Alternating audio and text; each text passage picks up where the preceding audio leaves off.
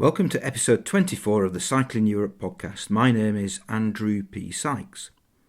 In January 2010, I was contemplating my first long-distance cycle across Europe to southern Italy, a journey that took place in the summer of 2010. In 2013, I completed a second journey along the Mediterranean coast from Greece to Portugal, and in 2015, there was a third journey from Tarifa in southern Spain to Nordkapp in northern Norway. By mid-2016, I was beginning to write my third book about that third cycle. During all that time, from 2010 to 2016, Dr. Stephen Fabes was on his bicycle travelling the world. He quit his job working in the A&E department at St Thomas's Hospital in London and started pedalling, eventually cycling nearly 90,000 kilometres, visiting 75 countries in the process. His achievement puts almost all other cycle tours into the shade, especially my relatively short jaunts across Europe. As with many other aspects of life since the start of the 2020 lockdown, this podcast has had to make the most of Skype and Zoom to engage with its participants. From Mark Beaumont to Timmy Mallet, all have been at the other end of an internet connection. However, last week I finished my summer cycling tour to the 4 British capitals in London, more of that in the next episode of the podcast, and it was a refreshing delight to once again meet an interviewee face to face, and that face was Dr. Stephen Fabes. The book about his 6-year odyssey, Signs of Life, has just been published by Profile Books, and I met up with Stephen near Hyde Park Corner for a chat. So I'm Stephen Fabes, I'm an A&E doctor, and about 4 years ago now, just over 4 years ago, I got back from a long bike ride around the world. I think it took just over 6 years, the journey itself, and it was the length of 6 continents, so from London across Europe, through the Middle East, length of Africa, length of South America, North America, across Australia and Asia and home again. Yeah, we actually met about 3 years ago, I think it was, at the Cycle Touring Festival, because you did a talk. I think you must have only recently have come back from the trip itself, but we had a little short conversation of about 5-10 minutes, I think. But now obviously you've written the book, so I know a lot more about what went on, and hopefully in the next X number of minutes we're going to find out. So to begin with, lots of people come up with the idea of cycling around the world. A lot of people then don't do it, but you obviously came up with that idea and you did it. But to take such a long period of time to do it, when did you make that decision, and what was the thinking behind taking so long to cycle around the world? I'm not very good at explaining why it had to be so long, and I think probably it was just a kind of obsessive urge to see as much of the world as possible in one go, and I kind of wanted to get a sense of the scale and diversity of the planet, and I felt that cycling the length of 6 continents would be the way to do that. I kind of to figure out how long that was going to take, I was guessing really based upon what other people had done, and I was quite reading a lot of books by other cycle tourers and things like that, getting inspired by their journeys. So it was that was I guess that was the reason behind it. That's probably, and it snowballed a little bit. It was supposed to be about 4.5 years, I think. That's what I thought, and then it ended up being just over 6. For various reasons, including the fact I had like a knee problem, and then I got denied a couple of visas, and it took a bit longer because I ran out of money, so I was earning as I travelled, so I had to be in places at different times, specific times. But yeah, so it was a bit longer than I thought it was going to be. But yeah. And how much of those 4.5 years were actually, or 6 years eventually, were actually planned in any kind of detail? Was it just a really vague, I'll spend a few months kind of going through Europe, and then I'll spend 6 months going through Africa, or was it a bit more detailed than that? It was fairly rough and loose, and I liked it like that because that's, I wanted that flexibility. I wanted just a kind of I basically had in my mind London, Istanbul, a rough time frame probably, and then Istanbul, Cairo, again a rough time frame, Cairo down to Cape Town. So just sort of major places on my route I knew I had to get to, and then again, it was just often meeting other bikers, meeting other cycle tourers, getting an idea. And I wasn't rushing. I was taking the rough roads and the wiggly roads out into the mountains. That's really what I value most about touring, is getting into the slightly wilder places and that sense of vulnerability of being out on your own. And so, yeah, I wasn't going too quickly, but I didn't plan the route in a lot of detail. Did you ever consider just doing kind of stages and then coming back, earning a bit more money, and then the next year going out and doing another bit, and then just doing it over a longer period like that? I was frightened that I'd kind of lose momentum if I did that, and that I wouldn't come back to it. And I felt it had to be a sort of all or nothing thing, because I'd invested a lot in this dream to cycle around the world, and giving up my career and stuff was a big decision at the time, because I really enjoyed being a doctor and all that, and it wasn't the thing to do to kind of jump off the career ladder. So I knew this was a big decision, and I had to go all in, and I couldn't do it in bits, because I worried that I wouldn't kind of have the staying power. Then it would kind of peter out a little bit. You kind of touched on it there in terms of the professional side, and it wasn't the done thing to do that kind of thing in terms of taking time off from a career after having trained, etc. What was the reaction of people, both within the medical profession but also friends and family, when you told them this is what you planned on doing? And especially family, because presumably when you set off, although you did have to come back, and we'll talk about that in a second, but when you did set off originally, they presumably were envisaging not seeing you again for 5 years. Yeah, and I think almost everybody was very supportive and completely behind what I was going to do, and were excited about it, and I was trying to get people excited about it as well, in the build up, and I guess that says something about the sort of privileged position I was in, that I had people who sort of believed in me and were kind of like enthusiastic about the things that I was enthusiastic about. So I didn't have many doomsayers. It always makes a good story if you do have some, though. And there were a couple, I suppose, in the hospital, senior doctors who didn't quite know what to make of the plan.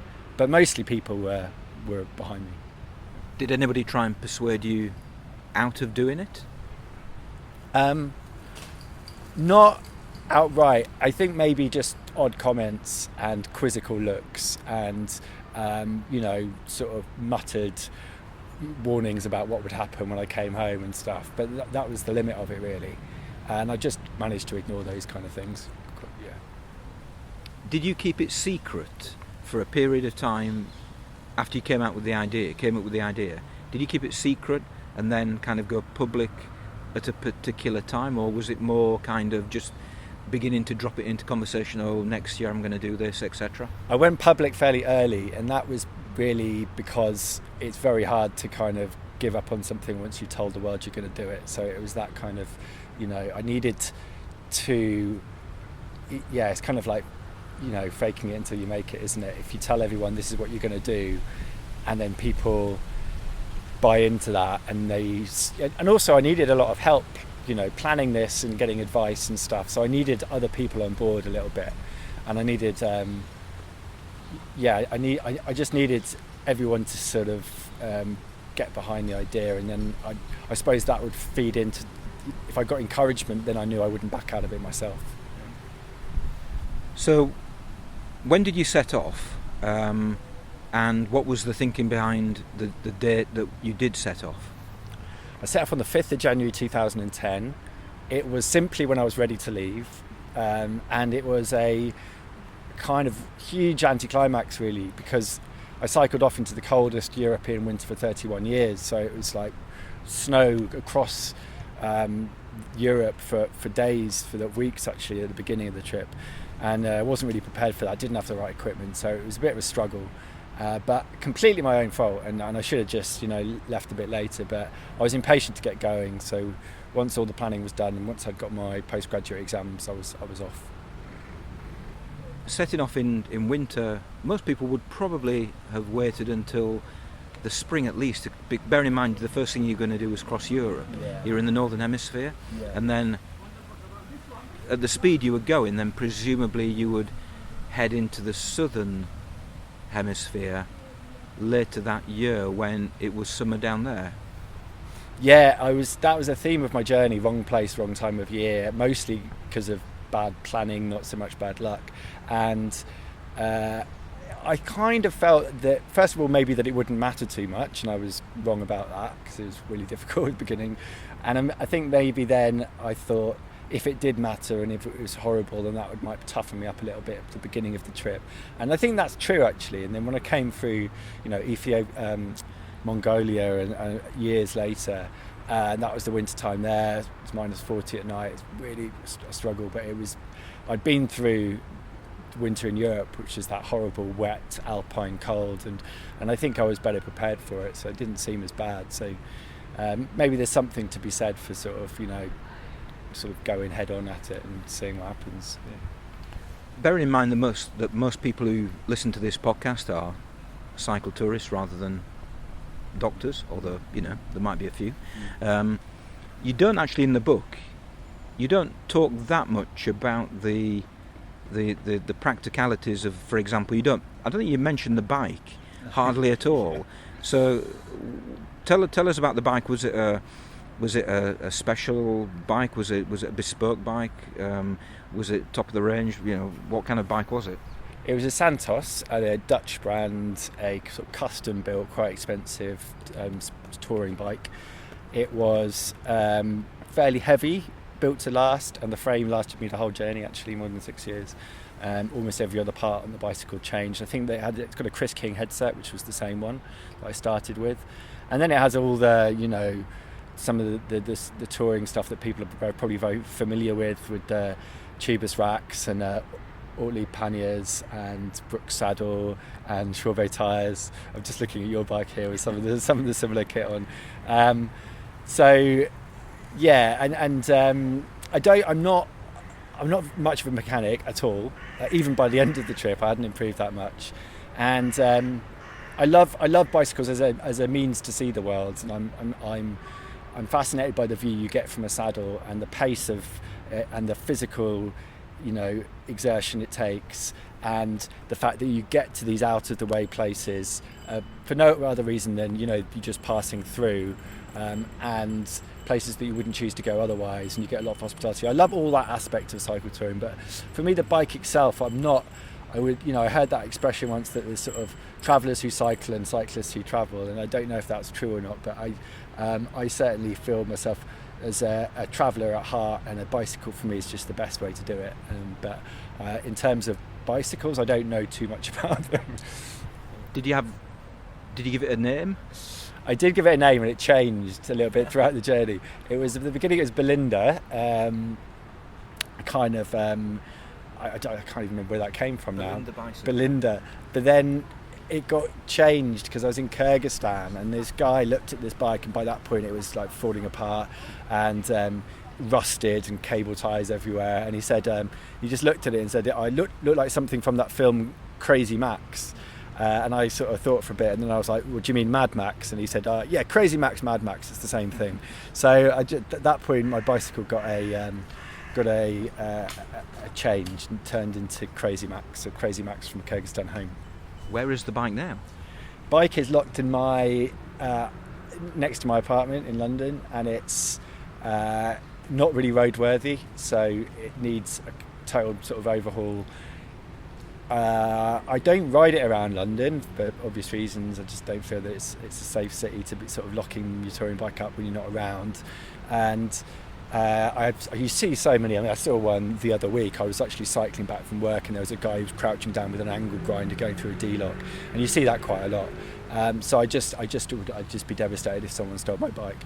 And I realised in the 6 years I was cycling around the world, I don't think I passed through anywhere with a higher rate of bike theft than my where I eventually, when I was living when I got back, which was Oxford, which is OX1 postcode, which is a very high rate, and where I work is SE1, so that's also a very high rate of bike theft. So at the moment, the bike's locked up, safe and sound. I probably will sort it out at some point, but not for a little bit. Yeah, it's almost one of those bingo card things, isn't it, that people cycle around the world or cycle vast distances and then get home especially to Britain, and have their bike nicked on the day they get off the ferry from wherever they've been. You hear so many stories about that, and also a lot of time bikes getting stolen on a tour, and you can't be. I mean, that's the advice I give when I'm doing these sort of workshops about cycle touring. Just you can't be too careful, really. You just always, keep your bike in view, or lock it to your tent, or just be extra careful, because it will be such a devastating thing if someone steals your bike, and it's it does happen every so often to people. So yeah. You do reel off towards the end of the book. You do reel off actually a load of statistics about how far you travelled. So can you just kind of give us a bullet point list of some key statistics, miles, countries visited? I crossed 6 continents, so it's the length of 6 continents, 75 countries, and it ended up being 102 borders because I was in and out of some countries. I cycled, I used 26 tyres, I think. I can't remember precisely all the different parts that were changed, the numbers of the parts, I'd have to look that up. But as I said, the same frame of the bicycle, and distance-wise, it's 86,209 k. So I was working in kilometres. So a bit more than twice around the world, I suppose, in terms of the distance, a bit more than twice the circumference of the world. Yeah. So you were keeping a record of how many kilometres. Were you GPS tracking yourself? I wasn't GPS tracking. I had no phone, actually, and I had no computer for most of the journey as well. So it was like, I think now almost anyone would leave with at least a phone, but I was on the edge of the kind of smartphone revolution, I suppose. I left in early 2010. I think maybe one of my friends had a smartphone at that point. So, and it seems inconceivable that you wouldn't do that now. But I quite liked paper maps, and I quite liked, getting to a village and, you unfurl your map and then everyone comes around to have a look. And you don't really get that with phones, I think. So I like that aspect of it. And I also was able to swap maps with other bikers coming the other way, and I wouldn't have to worry too much about charging and stuff. And I just grew quite fond of the old school sort of paper maps. So quite glad I used those. Yeah, I agree with you on maps. I think that the other thing is that they're great for conversation in a way that a phone isn't, because you get your map out wherever you happen to be, and invariably somebody will come over and give you some piece of advice as to where to go, and it just sparks a conversation. So you set off in early 2010. Obviously it was the winter, and accommodation-wise, you camped most of the time, I think, from reading the book. Yeah. That's right, yeah? Yeah. So in Europe, were you wild camping throughout that winter in Europe? So yeah, mostly I was wild camping. I think I worked out that I spent more than 1,000 nights by the sides of roads over the course of the time I was away. I love that aspect of the trip, and that's really, for me, married to cycle touring. It's that wild sleeping, and I got a real kick out of that, and it's part and parcel of the adventure, really. Most people would find that quite daunting. I personally, I think I've wild camped once, and it wasn't really wild camping. It was next to the place at Nordkapp at the north of Norway, where lots of people were doing it anyway. And I just feel really uncomfortable about wild camping. I've never done it, and it does scare me.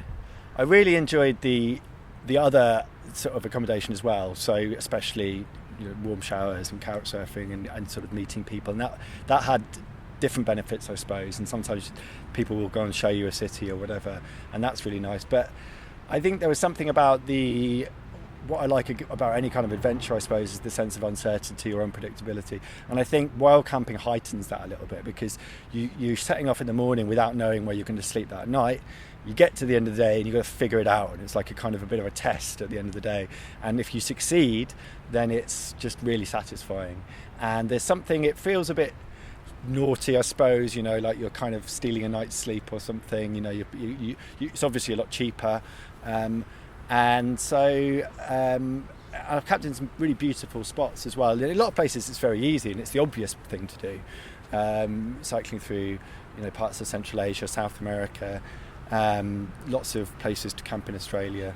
So but as I said, I did mix it up, and sometimes wild camping was frustrating, and especially when it's cold and miserable, and you're getting your tent up in the rain and things like that, or you can't find a place to sleep and you miss it, and it's getting dark and stuff, and that's a bit frustrating, but these things happen. I suppose, bearing in mind you don't pay for wild camping, it would have, if you didn't wild camp, it would have probably made the trip unfeasible simply on a cost level. Yes, I agree. I think that's true. I had to wild camp really. That was in order to live on, with the sort of less than $10 a day, which was my budget. Musical interlude.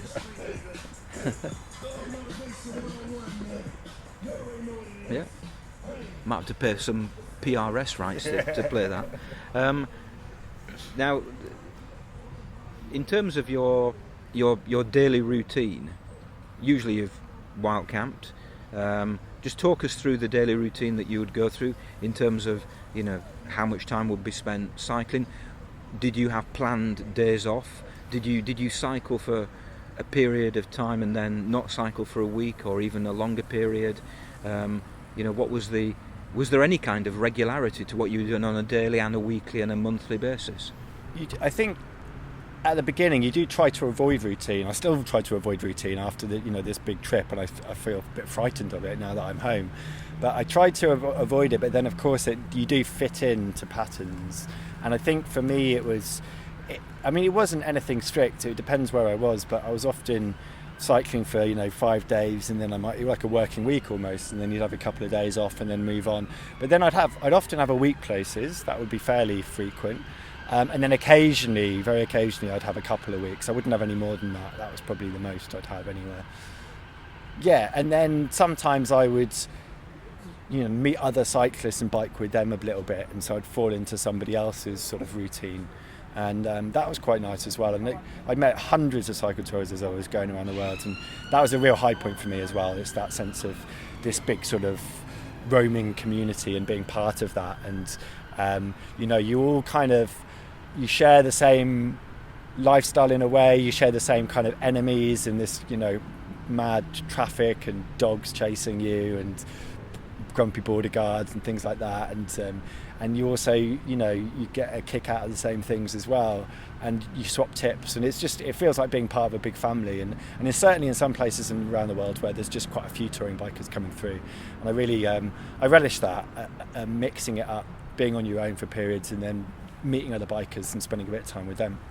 You must have become a kind of a legendary figure during that 6-year period.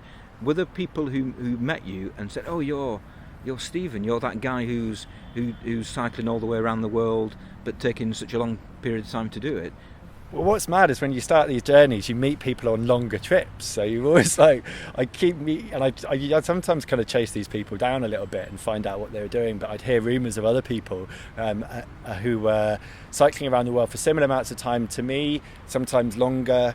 There was a guy walking for 15 years around the world, ex-soldier, who was a really interesting character. But I think for me the most interesting of all was this guy Hyde Park, who people might know of, who's been cycling around the world for 51 years. Yeah. I stayed with him in Germany 2 years after he got home. Fascinating, very complicated character. I've devoted quite a detailed character sketch of Heinz in the book, but just because he's such an interesting individual and we had a lot to talk about, we didn't always agree on things, and so I won't spoil that. But if you're interested in reading my book, then I think for me that's one of my favourite parts is the sort of meeting Heinz and learning a bit about his adventures and trying to figure him out and his motivations, and also using sometimes him and other adventurers or cycle tourists that I met as kind of reflection on try to reflect on my own motivations and whether they still made sense anymore.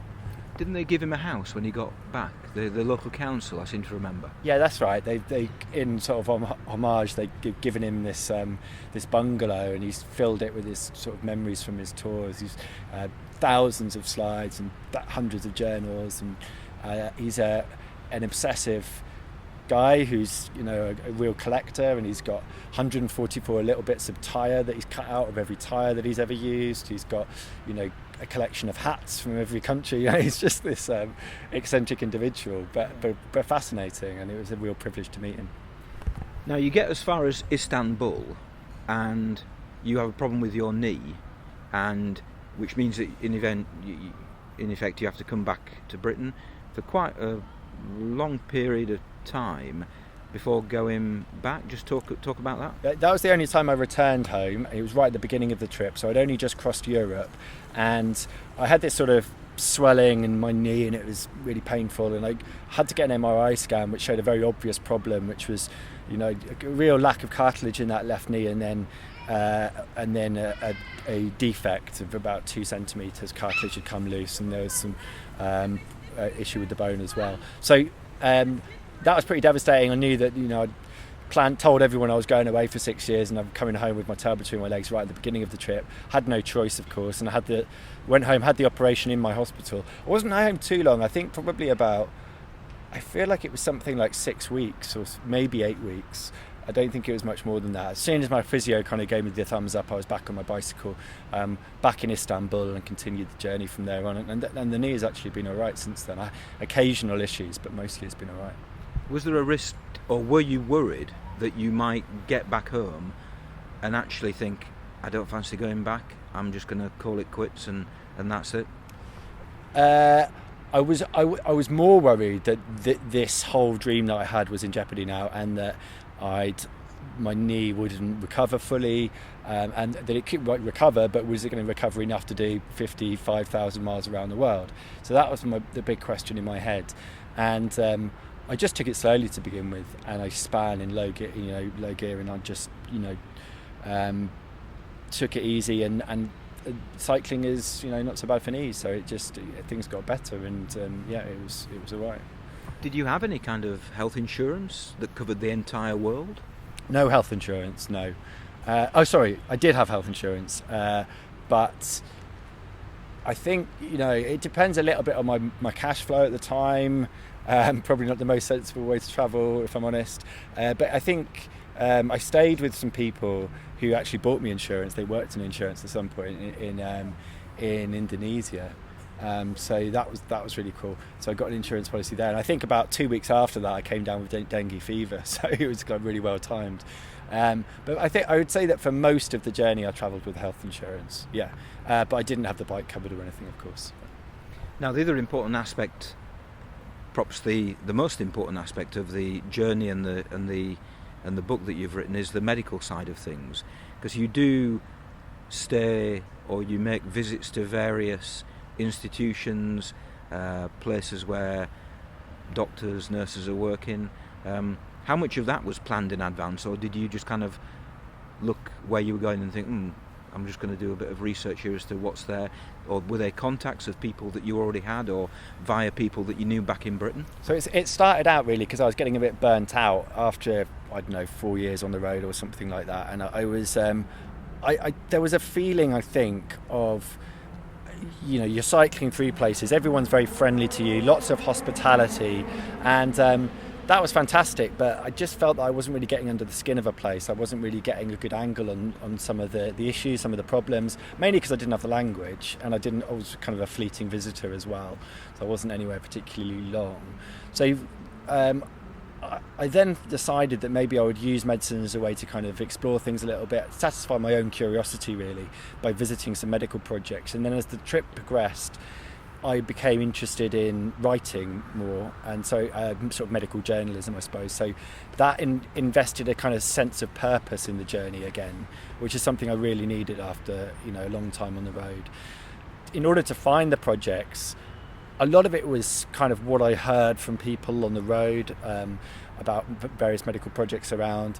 It was some internet searches, and I was really thinking about what my experience in A&E, and I was trying to draw parallels between these different places, because when you're travel, I think, is a kind of obsessed with otherness, and it's we want to be on other landscapes and amongst other cultures, etc. But actually, as the trip progressed, I became more and more interested in commonalities and the things that we share.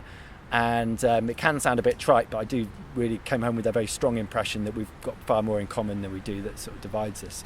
So medicine was great for that. It gave me sort of a new angle on a place, and it showed me. It was a real great demonstration about some of the things that we have in common, and I was able to find parallels between these different medical projects and between the medical projects I visited and my work in the NHS as well. So it was just it was eye-opening, and of course it's a very strong theme in the book, because I just think it changed the direction of the journey a little bit, and I was made aware of some really interesting projects, and that opened my eyes to some, or made me ask a lot of questions about the world. You presumably had no right to practice as a doctor in anywhere apart from Britain. So did you introduce yourself as a doctor when you met people, or did you drop it into conversation? Was it because I would imagine a lot of people, especially cycle tourists, especially if they're doing it for a long period of time, they're going to start, as soon as you say, "Oh, my name's Stephen, I'm a doctor back in Britain," they're going to say, "Oh, can you take a look at my dodgy knee or my dodgy ankle?" Yeah, or this blue spot I've got on my arse or something. Yeah, it's always like. But I think being a doctor, again, is a privileged position, and it's got open sesame really. If you say you're a doctor, you can get away with a lot. You can get access to all kinds of things really. So as someone who was also a sort of a writer and a journalist, I suppose that was interesting. It was able to sort of join film crews and stuff as they went to film a sanatorium for patients with TB in the Caucasus. I was able to visit a mental health rehab project in Mumbai. I was able to visit hospital for patients with leprosy in Nepal, and medical clinics mobile medical clinics in the deserts and things like that. So it was certainly very helpful. I wasn't working as a doctor in any of these places for the simple fact I didn't think it was fair really. I needed to be in a place to understand a bit about it before I was working as a doctor in order to really contribute. So I was there as a writer. I had my but I have experience as a doctor, which made me able to interpret things I was seeing and draw these parallels. But it was I was quite clear when I was visiting these projects that I wasn't there to help anybody directly. It was more about a question of asking questions and trying to find out what was going on a little bit, and then communicating that to people back home.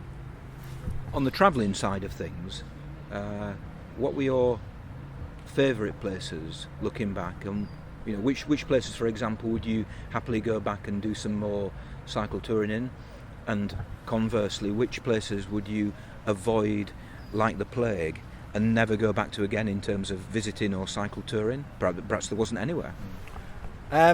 I don't think there was anywhere that I would just definitely never go again. I think I like it when the landscape changes a lot. I really like the mountains, and I like places that are culturally very different. So for me, that was especially places like Mongolia, Myanmar, Ethiopia. Those places stood out because they just felt so different, and that was exciting for me as a sort of traveller. But in terms of places that I would go again, I mean, I think for me the Andes are just incredible for the landscape you get, the number of roads everywhere.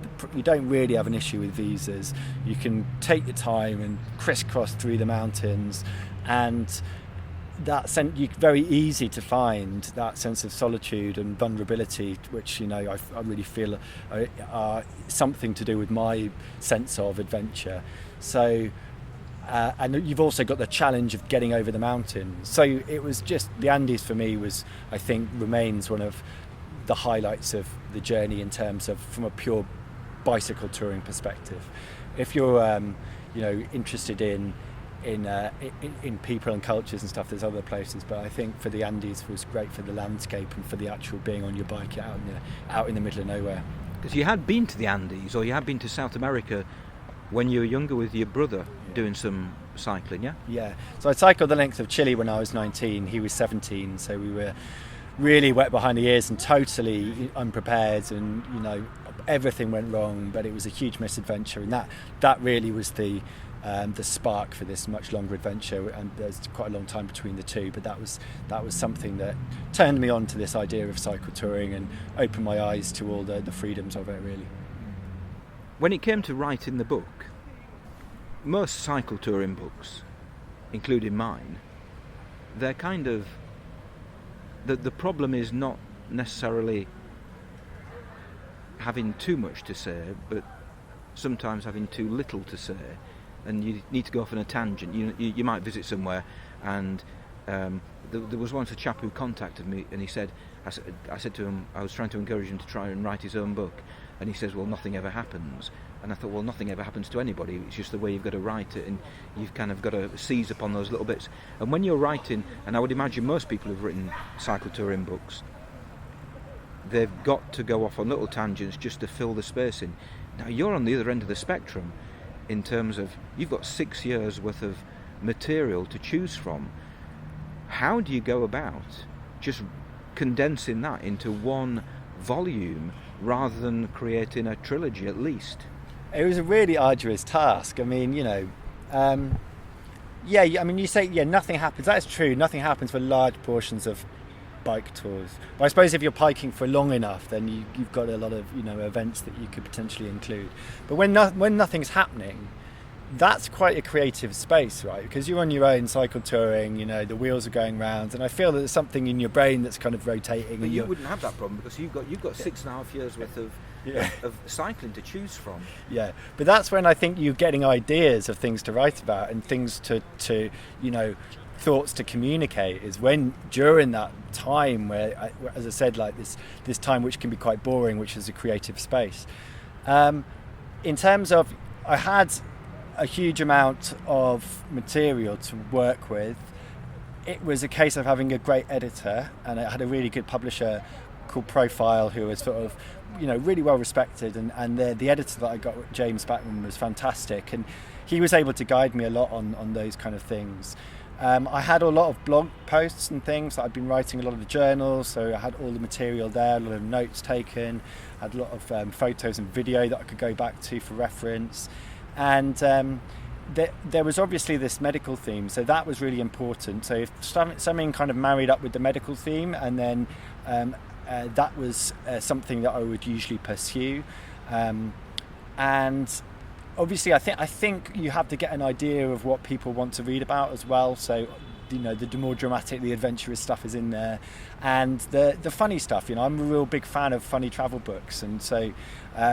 The Tim Moores and the Redmond O'Hanlon and that stuff. So if it just sort of felt that it was making people laugh, and I was getting the book out obviously to a lot of friends and family and things, and testing out the material beforehand, and when I was getting giggles, then I knew that those were things that I should probably include as well.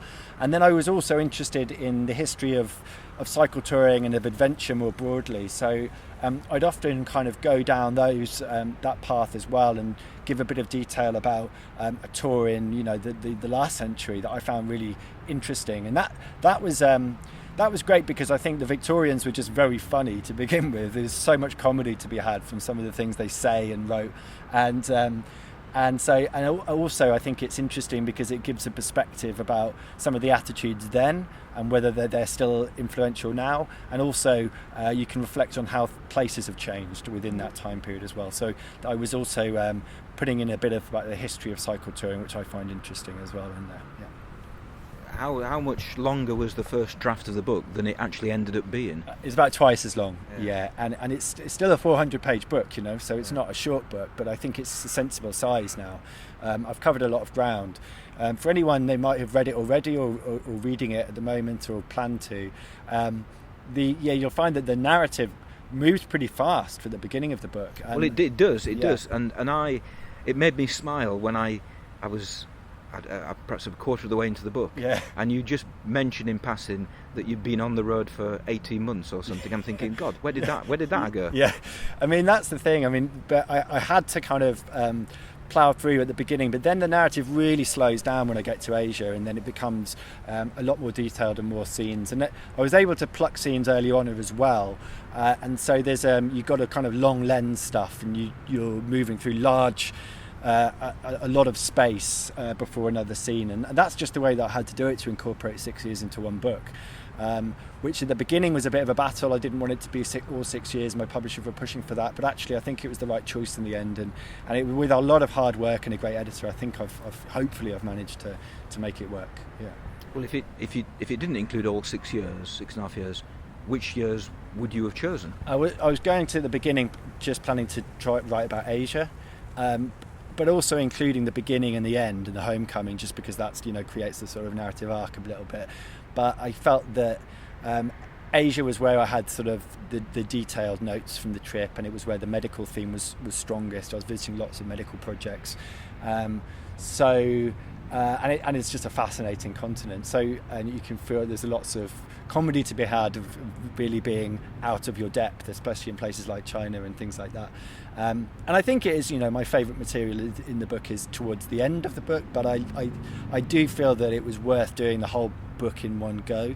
And I would just have to be, really go through some of the highlights in the early chapters. So I think I get through, five continents in almost that number of chapters at the beginning, and then the narrative sort of takes a real slows down, and then I dedicated a whole chapter to coming home, 2 chapters really, and then sort of a chapter called Rehab, which is about trying to adjust to home again, because that's a question I get asked very commonly. You've been away for 6 years, what's next, and how did you cope, kind of thing. And I think there's a lot of comedy to be had in that situation as well. So there's a whole chapter on that.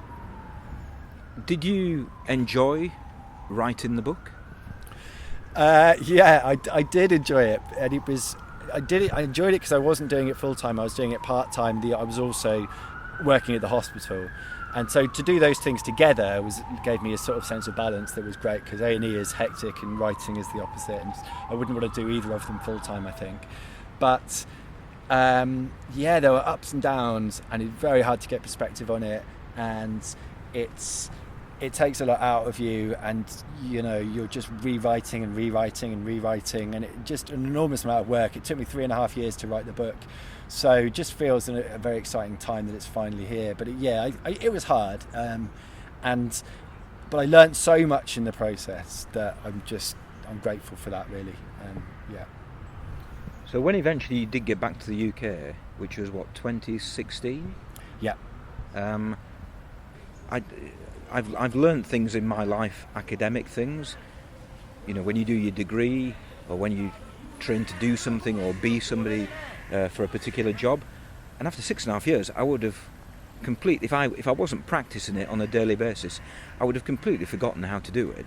So how did you possibly, when you came back after that period of time, how did you reintegrate back into being a doctor? That was, always going to be a bit difficult. You lose your confidence, I think. That's the main thing. I think a lot of the sort of stuff that I'd learned was still in there somewhere. What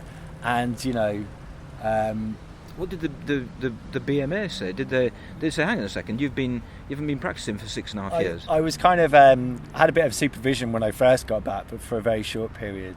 I was able to remember which end of the stethoscope to put in my ear and stuff like that. It wasn't a complete disaster. But I was then, things come back to you quicker than you think they do, actually, once you get back into it. And as I said, mainly it's your confidence that takes a bit of a kick. But it helped that I was back working at the same hospital that I was working at before. And actually I felt that fitting into life in general was harder than fitting back into my job. I was, back home living with my mum, skint. She was taking me shopping for clothes, and I was 35 years old and going bald and in debt to everybody, and it was just a real had a really low point when she was I was following her around Sports Direct, I think, and she was holding up jeans for me to try on.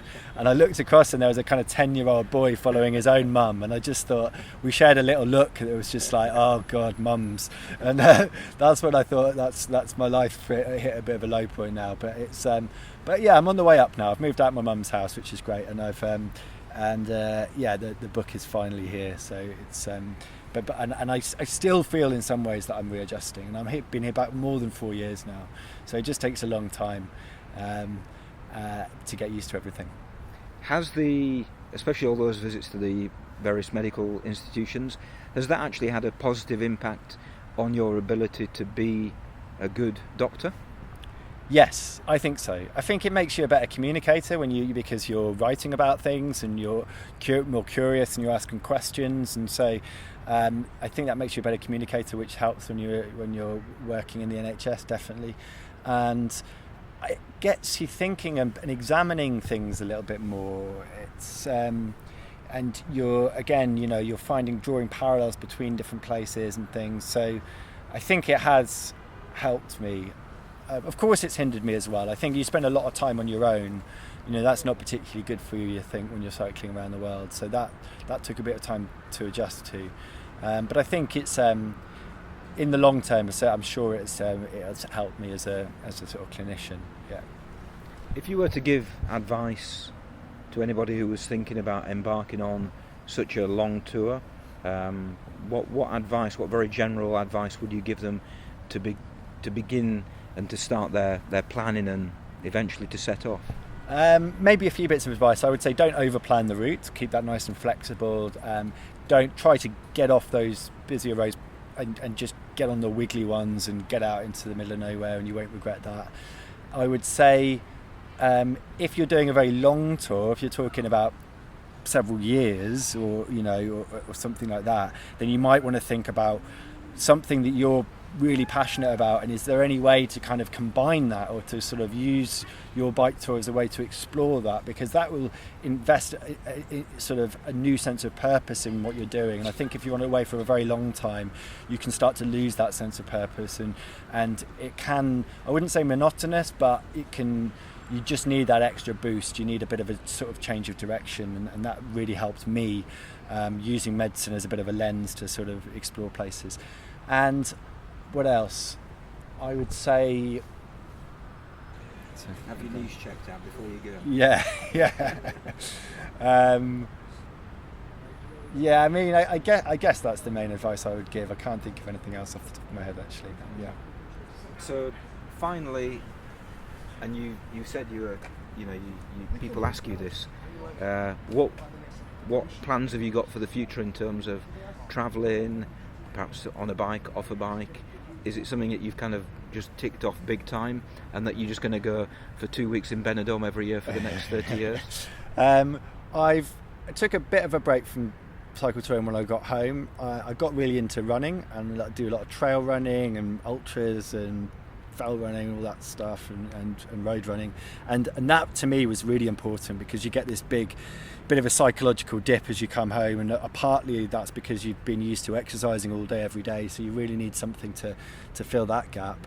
But I did start to miss cycle touring, and very last weekend I borrowed a touring bike and went to Devon, cycled to Devon, and it was a great reunion with this thing that I really loved and still love, but I don't get the chance to do very often now. I think I'll always go on tours, and I haven't got any planned at the moment, but it's definitely something I'll keep doing, and maybe a bit of bike packing and things like that, but nothing on the scale of what this 6-year journey, nothing like that. Yeah. Well, never say never. Yeah, no, well, it's true. You never know. Well, good luck with the book, and good luck with the plans for future adventures. Thanks very much. And I'll probably quickly plug it as well. We've plugged it quite a lot already, but if you want to get a copy, you can. If you go to my website, it's probably the easiest place, because it's got all the links on there, and that's stephenfabes.com. That's Stephen PH. With a Stephen PH, yeah, Fabes.com. And then there's links to various places, depending on whether you want to go to an Indie or Amazon or whatever. And then if you, there may be some people who've read it already, because people who've been to the Cycle Touring Festival, for example, I know they promoted the book a little bit. And if you have read it and you've enjoyed it, it'd be amazing to give it a review or give it some stars on Goodreads or on Amazon, just because there's no book tour for me at the moment, and it's increasingly important just to get the word out through online promotion. So those things are really important to me. So if you did enjoy it, that would be fantastic. Well, I certainly enjoyed reading it, and I think I enjoyed reading it because it is, yes, it's about cycle touring, but it's actually cycle touring with a twist, and there's a lot of stuff in there which will amuse, entertain, inform people who are interested in lots of different things, not just the bike. Yeah, thank you. That's kind of I wanted to give it to give it a slightly different angle, and hopefully hopefully it's more interesting for that reason, and it's got a few different threads running through it. Glad you enjoyed it. Thank you. Okay, right. Well, thank you. Thanks very much.